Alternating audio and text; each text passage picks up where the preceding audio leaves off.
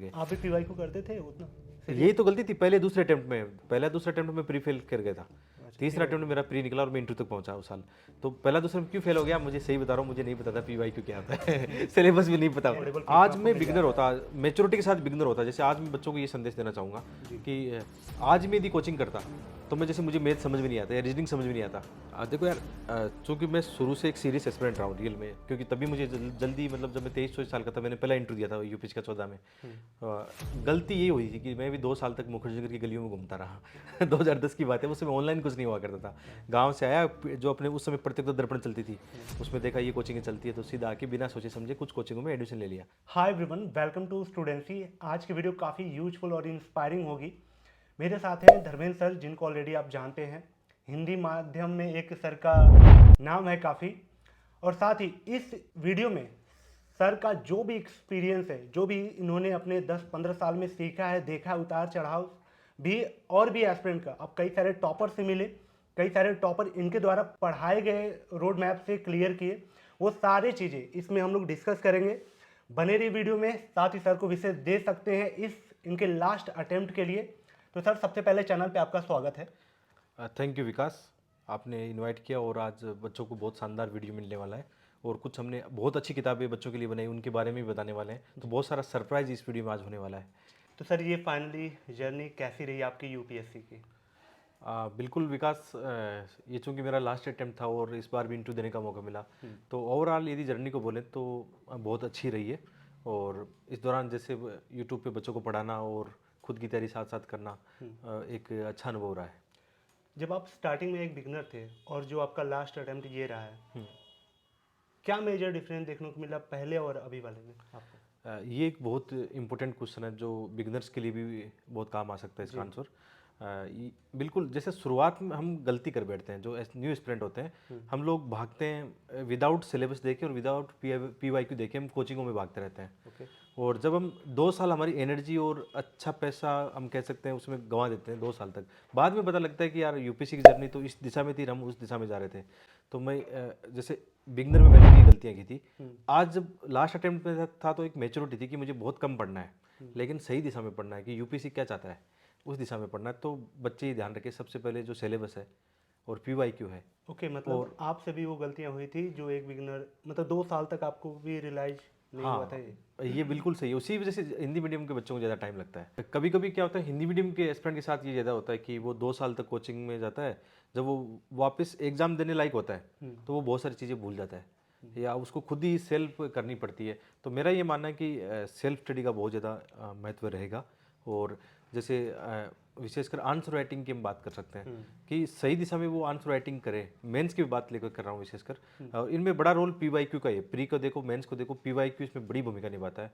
वो आपको ये बताता है कि अब आपको इतना ही पढ़ना है। जैसे मैं अपने लास्ट अटेम्प्ट की बात करूँ तो मैंने मतलब बहुत ही कम कंटेंट पढ़ा है, बहुत ही कम, मतलब यही पढ़ना है, सिलेक्टिव पढ़ना है, उस पर ध्यान दिया है। ओके सर, ये क्वेश्चन उन बिगनर्स के लिए रामबाण होगा और साथ ही उनके लिए भी जो 2-3 बार अटेम्प्ट दे चुके उनका क्लियर नहीं हो रहा है। हाँ, वो क्वेश्चन ये है कि अगर आप आज बिगनर होते, आज यूपीएससी के सिलेबस को देखते और आपकी पहली अप्रोच होती कि हाँ यूपीएससी को मुझे क्रैक करना है, तो माइंड फ्रेम क्या होता है यूपीएससी को लेके, स्टेप बाय स्टेप अगर आप बताना। बिल्कुल, जैसे हम अभी 2001 तो 25 की एग्ज़ाम पास में, जी। हम 26 के एस्पिरेंट को लेकर देखते हैं क्योंकि 25 के लिए तो अब टाइम ज़्यादा बचा नहीं, प्रीलिम्स की बात हो सकती है अभी तो टाइम फ्रेम देखे, जैसे किसी एस्पिरेंट को 2026 में या 27 में एग्ज़ाम देना है तो ये जो 1 साल उसके सामने है उसको अपनी स्ट्रेटेजी बनानी चाहिए कि सबसे पहले मुझे अपनी इंटीग्रेट तैयारी करनी है। इंटीग्रेट का मतलब प्री, मेंस, इंटरव्यू तीनों साथ साथ तैयारी करनी है, कोई चीज़ अलग नहीं पढ़नी है उसको।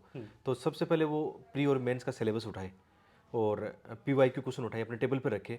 5-7 दिन वो स्ट्रेटेजी बनाए कि यूपीएससी प्री में क्या पूछता है, मेंस में क्या पूछता है, उसको बार बार देखे, सिलेबस को बार बार देखे। जब ये चीज़ें उसके माइंड में मेमोराइज हो जाएगी उसके, तो फिर वो अब पढ़ना शुरू कर सकता है अपने स्टेप वाइज। जो सबसे पहले हम एनसीईआरटी किताबें उठाएंगे, जैसे ज्योग्राफी की 6 से 12 की एनसीईआरटी उठाएंगे, पॉलिटी की एनसीईआरटी किताबें पढ़ेंगे पहले एक बार एनसीईआरटी किताबें।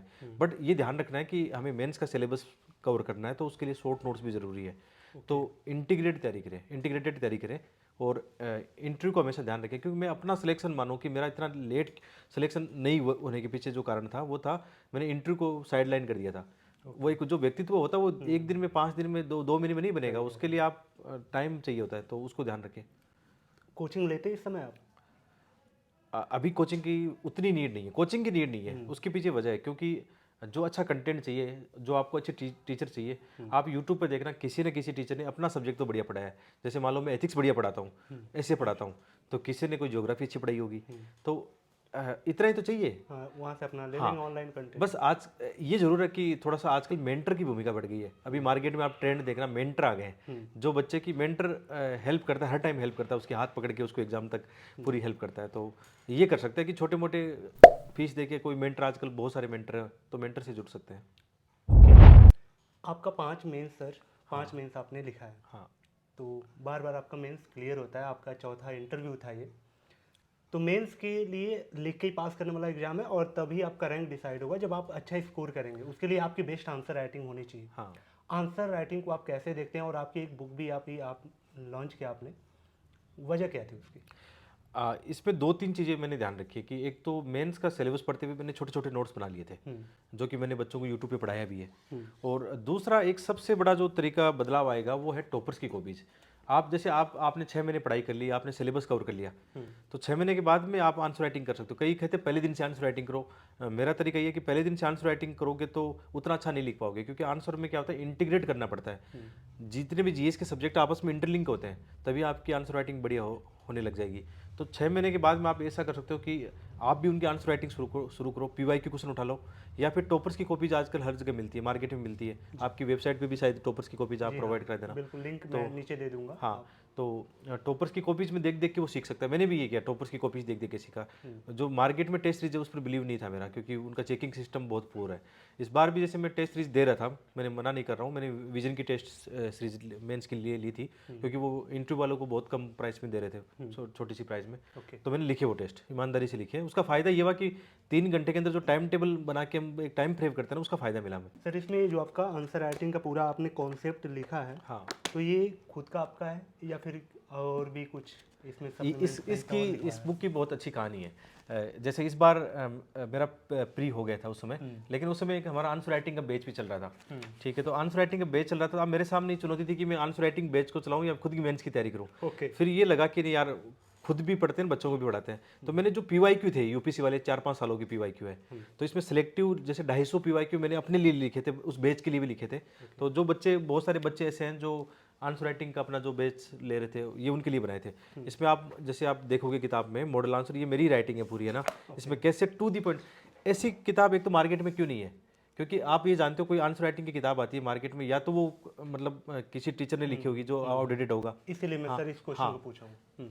ये मैंने उस समय लिखी है जब मैं अपना फाइनल मेंस लिख रहा हूँ, ओके, जब मेरा एकदम मेंस Refine चरम हो पे। गई हाँ, पूरी तरीके तो इसमें फायदा क्या होगा, कैसे इंट्रो लिखते हैं, इंट्रो में कौन सी रिपोर्ट डालते हैं। आप हर एक क्वेश्चन को इसमें देखोगे ना, इंट्रो कैसे लिखते हैं, बॉडी पार्ट में कैसे डायग्राम बनाते हैं, मैप बनाते हैं, डाटा कैसे यूज करते हैं, और कंक्लूजन कैसे लिखते हैं, और विद इन टाइम फ्रेम, और उसमें 2 पेज में 3 पेज में कैसे लिखते हैं। तो इस बुक का कोई तोड़ नहीं है। आंसर राइटिंग हिंदी मीडियम में, जैसे यूपीपीसीएस के बच्चे भी मेंस है पास में, हाँ बिल्कुल। है ना, उत्तराखंड पीसीएस मेंस उनका है, और यूपीएससी के, तो ये बुक रामबाण है उनके लिए, है ना। तो ये तो मैं रिकमेंड किया, ये तो आपको पता लग जाएगा, एक बार मार्केट में जाके देख लेना। ओके सर, इसको करके एक बिगिनर को भी समझ में आ जाएगा, या फिर क्योंकि आप तो ऑलरेडी रिफाइंड हो चुके थे तब इसको लिखे हैं अपने लास्ट अटेम्प्ट में, बिगिनर समझ पाएगा ये, या फिर एडवांस ही समझ पाएगा इस बुक को? मुझे ऐसा लगता है कि बिगनर जैसा एक्चुअल में कुछ होता नहीं है ना। बच्चा यदि स्मार्ट है ना, तो उसको सबसे पहले ये चीज़ें चाहिए। यदि उसने ठीक ठाक पढ़ लिया है, वो कब तक बिगिनर रहेगा, मतलब जब तक चीज़ें सही नहीं देखेगा तो वो बिगिनर ही रहने वाला है। और जैसे इस किताब को देखेगा वो खुद है ना स्मार्ट तरीके से सीख जाएगा, बहुत ईजी वे में लिखी गई है। और है ना, यूपीसी में कोई वैसे आंसर नहीं लिखने पड़ते हैं कि बहुत ज़्यादा आप किसी को प्रभावित करते हो। जितना आप सिंपल लिखोगे, सहज तरीके से लिखोगे, आपको ज़्यादा मार्क्स मिलेंगे, क्योंकि आप आईएएस बनने के बाद में भी सिंपल रहोगे ना। तो मैं हमेशा बच्चों को ये बोलता हूँ कि आप जितना सिंपल लिखोगे, सामने वाले को जितना अच्छा समझ में आएगा, अच्छे डायग्राम आपने बनाए, मैप बनाए, तो उसका फ़ायदा मिलने वाला है। ओके सर, आप इसके राइटर हैं, तो मैं ये जानना चाहूँगा, कोई भी अगर इसको करता है कैसे वो करे, इसको अप्रोच क्या होगी? क्योंकि आपने इसमें 1 से लेकर 4 तक जो आपके जीएस वाले पेपर है उसको इसमें मॉडल अपना लिखा हुआ है। तो करने की अप्रोच क्या होनी चाहिए, पहले करें बाद में करें, या फिर जब आपका सिलेबस हो जाए तब करें, या मिड से प्री का तैयारी के बाद करें, कैसे कब करें इसको? इसको मेनली जैसे ना जो बच्चे अभी मेंस लिख रहे जी। हैं वो तो डायरेक्ट इसका यूज़ करें अब, क्योंकि मेंस लिख रहे हैं इसका मतलब मेच्योरिटी उनमें है। हाँ। तो अभी जैसे यूपीपीसीएस का मेंस पास में है तो उनको मैं अभी रिकमेंड करूंगा कि ये किताब देख लें, क्योंकि सिलेबस सेम है। तो उनको बहुत सारा कंटेंट, रिच कंटेंट यहाँ से मिल जाएगा, और ये लेटेस्ट है, मतलब अपडेटेड है, मतलब तो वो मिल जाएगा। दूसरा बिगनर्स की बात करें, जो बिगनर्स अभी 2026 में देने वाले हैं या 25 में मेंस लिखेंगे, तो जैसे उन्होंने अपना सिलेबस कर लिया, जैसे एथिक्स पढ़ा तो एथिक्स के बाद में ये क्वेश्चन लगाएं, ये क्वेश्चन पहले देखे, खुद लिखे, फिर इस किताब से मिलाएं, ऐसा ज़्यादा बढ़िया रहेगा। इसको इफेक्टिव करना हो तो जैसे उसने मान लो एग्जाम्पल के लिए GS1 सिलेबस पढ़ लिया, तो सिलेबस पढ़ा, फिर खुद रफ कॉपी लेके ये सेम क्वेश्चन उठाएं और खुद करें एक बार, फिर इससे मिलाएं कि मेरा क्या तरीका है, तो उसका वो चेक हो जाएगी कॉपी। हाँ, ये कर वो सकते भी हैं। हो जाएगा। हाँ। ठीक है। इस बुक का बहुत सारी इसमें बातें हैं, एक ही वीडियो में तो कवर कर नहीं सकता। इसका लिंक मैं डिस्क्रिप्शन में दे दूंगा, वहाँ से जाके आप इस बुक को परचेज कर सकते हैं, देख सकते हैं। ये पूरा सर का निचोड़ है, पूरी जो जर्नी ने सर को सिखाया है। और सिंपल सी बात है, जब तक आपका स्कोर नहीं आएगा कोई मतलब नहीं है इस एग्ज़ाम का। तो वो सारे आंसर राइटिंग के जो फॉर्मेट्स हैं, कीवर्ड्स हैं, थीम है, उन सबको आई थिंक ध्यान रख के ही सर ने इसको बनाया है। नीचे लिंक मैं दे दूंगा, आप जाके वहाँ से देख सकते हैं, चेकआउट कर सकते हैं। बिल्कुल। इसमें एक बात मैं ऐड करूंगा कि आप लोगों ने जो वेबसाइट बनाई है बच्चों के लिए, और उसमें शायद आपने कैश ऑन डिलीवरी भी किया है बच्चों के लिए। ये बच्चों की एक दिक्कत आ रही थी कि क्योंकि हम भी जो किताबें भेज रहे हैं, दिक्कत आती है, पूरे देश में किताबें जाती है, अमेजन फ्लिपकार्ट पे भी देखते हैं। तो आप लोगों ने जो वेबसाइट बनाई, मैं बच्चों को बोलूँगा आप ट्रस्ट कर सकते हो, मैं बोल रहा हूँ। कोई भी दिक्कत आए तो आप इनको मैसेज करना। और भी बहुत सारे नोट्स, अपनी सारी किताबें यहाँ पे आपको मिलेगी, जब मैं रिकमेंड कर रहा हूँ खुद, है ना, आराम से आप देखना यहाँ से। नीचे लिंक जो दिया हुआ है KGM स्टडी, आप बिल्कुल एक बार देखिए जाके, है ना, सभी किताबें आप एक बार वॉच आउट करो। सर ये तो आंसर राइटिंग की बात रही, और ऑप्शनल आपका जो है, ऑप्शनल एथिक्स और ऐसे, इनको आप कैसे देखते हैं इस एग्जाम ओरिएंटेड? क्या ये मैटर करते हैं बहुत ज़्यादा? सबसे ज़्यादा मैटर करता है, ऑप्शनल सब्जेक्ट मैटर करता है। और इस बार का मैंने एक अच्छा ट्रेंड देखा है। पहले मैं बच्चों को बोल रहा था कि जैसे हिंदी साहित्य का ज़्यादा ट्रेंड चल रहा था। इस बार मैंने जो इंटरव्यू में बच्चों को देखा है, यहाँ पे मुझे 10 बच्चे हिंदी मीडियम में फिलोसफी वाले मिले हैं, 10 बच्चे मुझे ज्योग्राफी वाले मिले हैं। हालांकि हिंदी साहित्य अभी भी नंबर 1 है। इस बार हिस्ट्री वाले भी 10-15 मुझे मिले हैं। तो इस बार कॉम्बिनेशन बहुत अच्छा मिला। फिर भी मैं ये बोलूँगा कि हिंदी मीडियम में ऑप्शनल सब्जेक्ट डिसाइड करते हुए हिंदी साहित्य को आप वरीयता दे सकते हैं। हिंदी साहित्य है, हिस्ट्री है, पॉलिटिकल साइंस है, ये अभी भी मतलब अच्छे सब्जेक्ट है। बट एक चीज़ और इम्पोर्टेंट है कि आपका किस में इंटरेस्ट है। तो ऑप्शनल सब्जेक्ट इंटरेस्ट और कितना उसका मार्किंग पैटर्न है उसको ध्यान रखें। ज्योग्राफी में उतना प्रिफेयर नहीं करता हूँ, मुझे अभी भी लगता है कि ज्योग्राफी हिंदी मीडियम में उतना अच्छा सब्जेक्ट नहीं है। लेकिन फिर भी किसी का ऑप्शनल ज्योग्राफी उन्होंने अच्छे से पढ़ा है, आपको लगता है कि नहीं मेरे लिए तो ये बेस्ट है, इसमें मुझे बेस्ट कर सकता हूँ मैं, तो वो रखें अपना। बाकी जो एथिक्स ऐसे की बात करें थे, सबसे ज़्यादा इनका वेटेज होता है। जो आपने ये दोनों एथिक्स और ऐसे के लिए बुक लिखी है, हाँ। ये इनफ है? ये 100% इनफ है। इसलिए इनफ है कि जैसे मैं इस बार मुझे बहुत खुशी हुई। एक तो हिंदी मीडियम के बहुत ज़्यादा, अभी नंबर तो मुझे पता नहीं होगा कितने इंटरव्यू का, लेकिन इतने ज़्यादा बच्चे हिंदी मीडियम से इंटरव्यू दे रहे हैं इस बार, जिन्होंने हिंदी में मेंस लिखा था। और उनमें से शायद ही मुझे कोई ऐसा व्यक्ति नहीं मिला हो जिसने ये नहीं बोला कि सर ऐसे एथिक्स तो आपसे ही पढ़ा बिल्कुल है। सर, क्योंकि हम लोग तो ऑलरेडी वहाँ हाँ। स्टार्टिंग से रिव्यूज़ कवर कर रहे हैं, हिंदी मीडियम के भी ज़्यादा रहे हैं, और ये इस बुक के बारे में बहुत लोगों ने बोला भी था। हाँ, तो इवन इंग्लिश मीडियम में भी मतलब ये बुक है, दोनों बुक इंग्लिश मीडियम में भी है तो हिंदी में भी है, तो सब लोगों ने ये बोला है। क्योंकि इसका एक वजह थी, है ना, जैसे ना बच्चे क्या करते हैं, मार्केट में जो भी किताबें हैं, एथिक्स की किताबें हैं, वो यूपीसी के हिसाब से नहीं लिखी गई है, उसमें नॉलेज डाल दी गई, वो नीड ही नहीं उस नॉलेज की, है ना। ये बुक ऐसी है जिसको आप मतलब मुश्किल से 5 या 7 दिन में आप इसको पढ़ दो, और ये नंबर, क्योंकि नंबर मेरे भी 126 आए इस बार भी एथिक्स, इसीलिए इस बुक ने बचाया मुझे। और मैं इस बार भी केवल अपनी बुक के अलावा कुछ नहीं पढ़ा। और यही बात इस निबंध वाली बुक में आती है। ये निबंध हमने लिखे हैं, और निबंध में 157 मेरे आ चुके हैं। तो यार आप देखो, बच्चे समझदार हैं, उनको ये पता है कि जिनके मार्क्स आ चुके हैं, जो खुद मेंस लिख रहे हैं, वो किताबें आपको दे रहे हैं, तो उस पर बिलीव कर सकते हैं वो। और एथिक्स वाली बुक तो शायद ना कम से कम 1 लाख कॉपी ऑलरेडी मतलब बिक चुकी है, 1 लाख से ज़्यादा, 1 लाख से ज़्यादा। हाँ, इंग्लिश हिंदी वाली, और इंग्लिश भी अच्छी मतलब जा रही है। ये इंग्लिश वाली भी है? इंग्लिश वाली जा रही है। उसमें सबसे ज़्यादा जो यूपीपीसीएस के बच्चे हैं, लास्ट ईयर जैसे यूपीपीसीएस का रिजल्ट आया था, कई मतलब जो रैंक 20 है, दीपक एसडीएम जो बने, कई ऐसे दोस्त हैं जिन्होंने मैसेज किया कि सर हमने ये बुक पढ़ी आपकी यहाँ। तो यूपीपीसीएस वाले बच्चे भी जैसे मेंस है तो वो इथिक्स की निबंध की बुक देख सकते हैं वहाँ पे। ओके सर, आपकी एनसीईआरटी, एथिक्स, ऐसे और मॉडल आंसर आपका, और आपके एक पीवाईक्यू, इन सब के अलावा अपने ही नोट्स और अपने ही बुक पढ़े थे, या फिर कुछ और भी रिसोर्स यूज किया आपने मार्केट से? देखो पहले तो खूब किए थे रिसोर्सेज यूज़ है ना, लेकिन इस बार चूंकि मेरे पास टाइम नहीं था और मेरे खुद के टू दी पॉइंट नोट्स थे। टू दी पॉइंट नोट्स पूरे सब्जेक्ट के, वो सबसे अच्छी बात है वो सारे के सारे नोट्स स्टूडेंट के पास है मेरे। जो मैं पढ़ रहा था, जो मैं कुछ भी पढ़ता हूँ वो बच्चों के पास मिल जाता है तुरंत ही है ना। तो अपने नोट्स मैंने बनाए, उसी से काम किया। हाँ, मैं मेन से पहले कुछ कोचिंगों के नोट्स लेके आया था।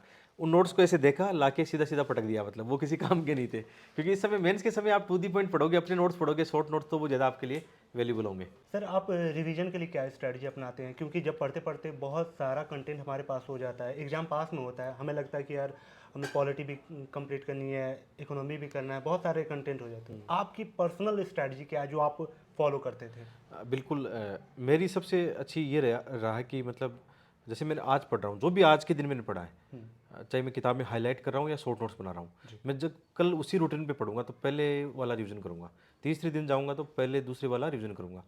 ये रहता है, मतलब ये शेड्यूल सबसे बेस्ट रहता है। आज भी वही रहता है, बिगिनर वाले वो जरूरी रहता है, मतलब ये जरूरी है क्योंकि हम ये सोचते हैं ना कि ये सब्जेक्ट पढ़ने के बाद रिवीजन करेंगे तो आधा तो वैसे ही भूल जाएंगे। तो ये ज़्यादा वाला है इसमें। फिर क्या होता है, एक समय बाद में सारा चीज़ें, जैसे अभी 2 महीने से इंटरव्यू की तैयारी कर रहे थे, तो इंटरव्यू के समय डायरी बनाई है एक, कि जो जो चीज़ें हमें पॉइंट फॉर्म में इंटरव्यू में बोलना होता है उनको बार बार रिवीजन कर रहे थे। ओके, एग्जाम के प्रेशर और फेल होने के डर को कैसे अपने पे हावी ना होने दें? इसमें प्रैक्टिकल रहे। देखो इतनी बड़ी एग्जाम है तो थोड़ा बहुत तो प्रेशर आना स्वाभाविक है ना। प्रेशर को हैंडल करने के लिए जैसे होता है ना कि जैसे क्रिकेट में क्या करते हैं, प्रैक्टिस करते हैं बार बार, जिस चीज़ में हम फंस रहे हैं उसकी प्रैक्टिस करते हैं। तो यहाँ पे भी जैसे एग्जाम में प्रेशर किससे आता है, एक तो सीसेट का पेपर प्रेशर लाता है बच्चों को। प्री की बात करें, सीसेट की वजह से प्रेशर आता है, उसका एक ही उपाय है कि मैं तो रीजनिंग की प्रैक्टिस करो। सेकंड जो होता है मेंस के अंदर प्रेशर किस बात का आता है, टाइम मैनेज को लेकर आता है। 3 घंटे में आप 20 क्वेश्चन कैसे हैंडल करते हो, उसको लेकर प्रेशर आता है, तो उसकी भी प्रैक्टिस होगी। और जो कई बार खुद की प्रॉब्लम आती है ना कि हम चीज़ों को लेकर नेगेटिव होने लगते हैं, तो वो चीज़ें हावी मत होने दो। देखो इसको लंबा मत खींचो, आप जितना लंबा खींचोगे उतने ही आपकी सफलता के चांसेस कम होते चले जाते हैं, मैं ये मानता हूँ।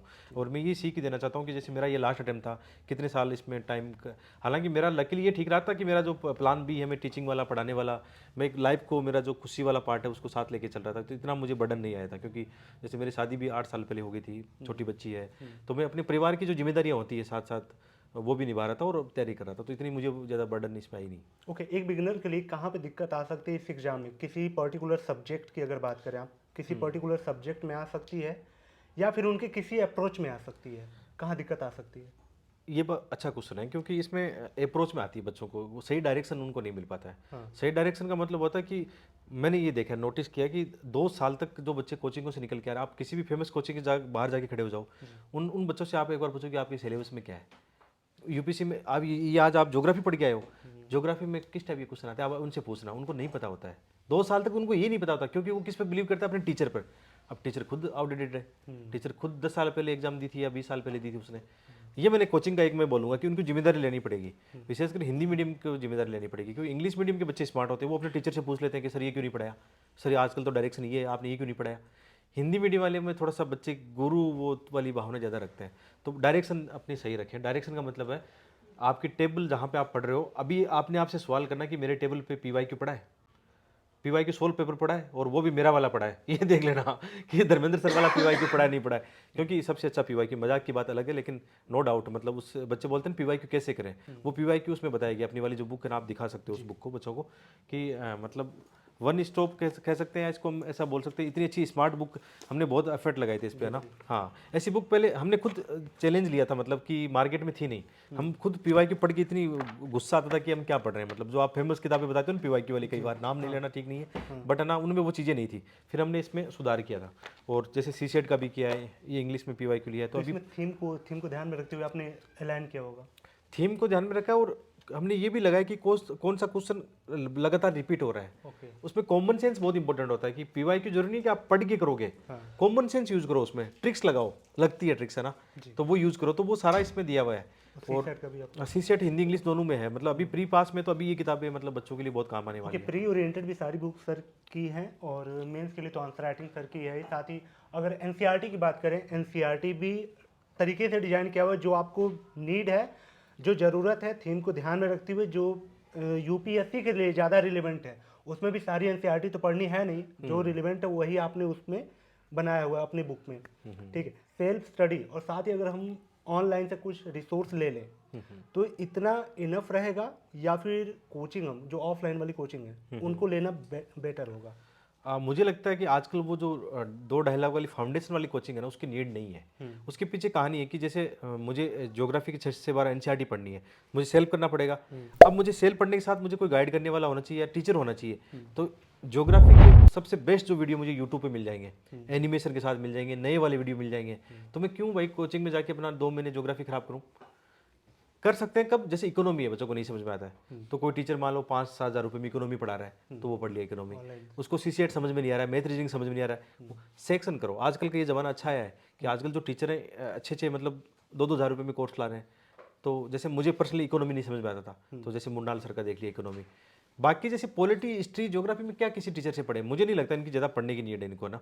ओके, मतलब जो जिस भी नीड है। पर्टिकुलर में आप वीक है, हाँ, उसको आप देख लें। ऑनलाइन रिसोर्स अगर कम अफोर्डेबल फीस में आज आपको मैं मिल बिगनर जाता होता, मेच्योरिटी के साथ बिगनर होता। जैसे आज मैं बच्चों को ये संदेश देना चाहूँगा जी। कि आज मैं यदि कोचिंग करता तो मैं, जैसे मुझे मैथ समझ में नहीं आता या रीजनिंग समझ में नहीं आता, तो मैं केवल वही करता।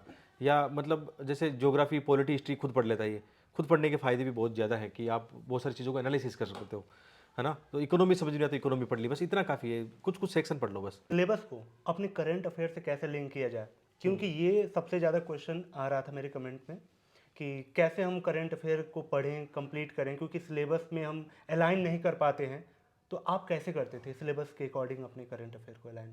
उसके लिए सबसे इंपॉर्टेंट तो पहले आपके माइंड में सिलेबस एक एक बिंदु याद होनी चाहिए आपको। क्योंकि आप जैसे न्यूज़पेपर पढ़ रहे हो, आपको सिलेबस पता है, तो आपको पता लग जाएगी मेरे सिलेबस क्या है। हर बाकी कचरा छोड़ते चले जाओगे। तो पहला पॉइंट है सिलेबस मेमोराइज कर लो।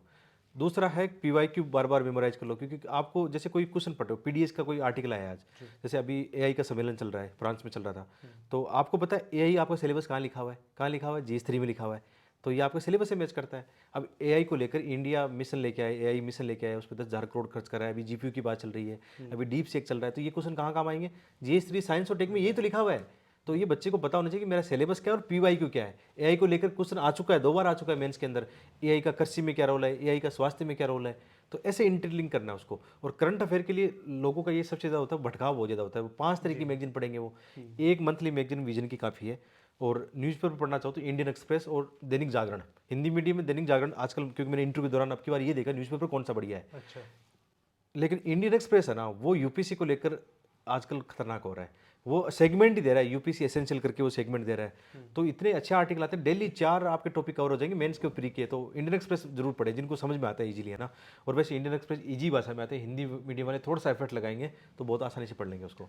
ओके सर, आपके थोड़े इनिशियल टाइम में चलते हैं कि जब आप एक बिगिनर थे, जब आपके डेली रूटीन एक बार बताएं कि कहाँ कहाँ गलतियाँ सब अब रियलाइज होती कि यार उस टाइम ये मैं गलती करता था। वो डेली रूटीन क्या होते थे उस टाइम का, माइंडसेट क्या होता था आपका? देखो यार, चूंकि मैं शुरू से एक सीरियस एस्पिरेंट रहा हूँ रियल में, क्योंकि तभी मुझे जल्दी, मतलब जब मैं 23-24 साल का था, मैंने पहला इंटरव्यू दिया था यूपीएससी का 14 में। गलती ये हुई थी कि मैं भी 2 साल तक मुखर्जी की गलियों में घूमता रहा।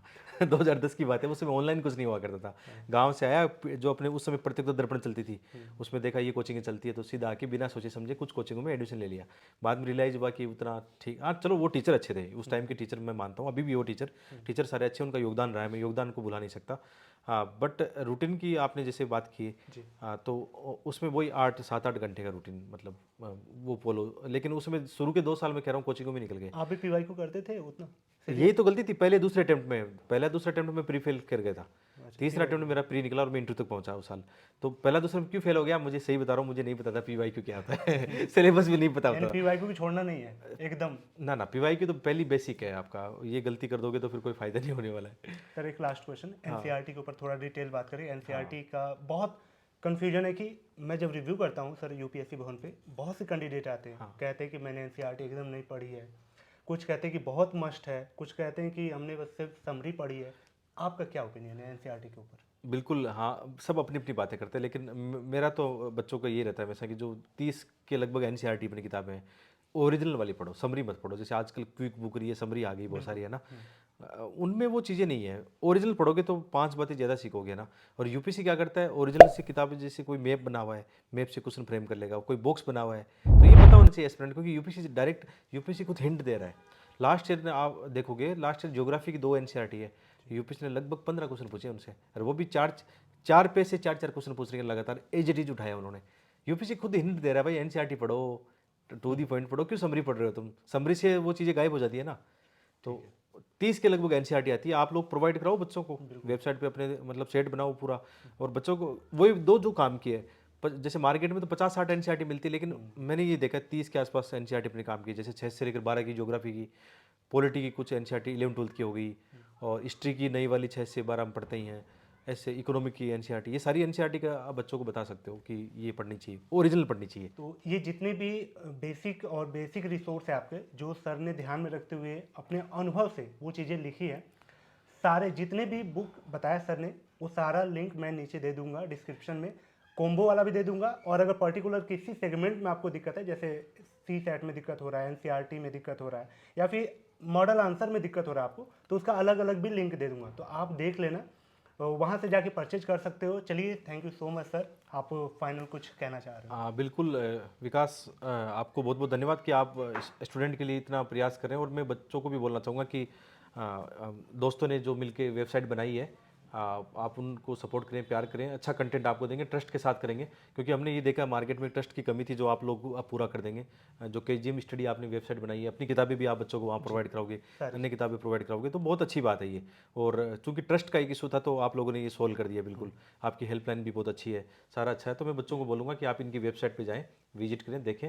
और कई बार आपको ये लग सकता है कि ये वीडियो हमने किताबें बेचने के लिए बनाए, वो क्या, नहीं, ऐसा नहीं है। मतलब हमारी जो जर्नी थी कि मेरी ये समस्या थी कि अच्छा कंटेंट नहीं था मार्केट में, तो मैंने इसको एक अपॉर्चुनिटी या चुनौती के रूप में लिया कि मुझे बच्चों को अच्छा कंटेंट देना है। ये एक दिन में नहीं बनी है, पिछले जो 15 साल का मेरा अनुभव है, मैं 15 सालों से जो पढ़ता आया हूँ वो किताबों में लिखा है, धीरे धीरे लिखी है। 6 महीने में किताब पे काम हुआ है, आज आपके सामने 8-10 किताबें आई है ना, तो एक दिन में कोई काम नहीं हुआ है। और ये कंटेंट ऐसा नहीं कि हमने किसी बनवा लिया, वो कर ली, मुझे चाहिए 1 साल लग गए एक किताब बनाने में, लेकिन बनाया खुद से ही है। तो इन पर ट्रस्ट कर सकते हैं, ये आपकी सफलता में योगदान देंगे। और किताबों से कोई टीचर ज़्यादा कमाता भी नहीं है, आप इस चीज़ पर ट्रस्ट करना कि कंटेंट आपके लिए कितना इंपॉर्टेंट है। Thank you so much sir, वास्तव में आपने बहुत अच्छा कंटेंट डिलीवर किया है बच्चों तक। Thank you so much again. Hope guys video आपको वैल्यूएबल लगी, कैसे लगी कमेंट करके बताएं। सबसे बड़ा आपसे क्वेश्चन है, सर को किस पोस्ट पे देखना चाहते हैं आप? खैर ये तो रिजल्ट डिसाइड करेगा, लेकिन आप अपना ओपिनियन दे सकते हैं। चलिए, मिलते हैं किसी और ऐसी यूजफुल वीडियो में, तब तक के लिए thank you so much and bye bye. साथ ही सर को विषय दे सकते हैं। थैंक यू आप सभी को इतना प्यार और सपोर्ट देने के लिए। Thank you Vikas.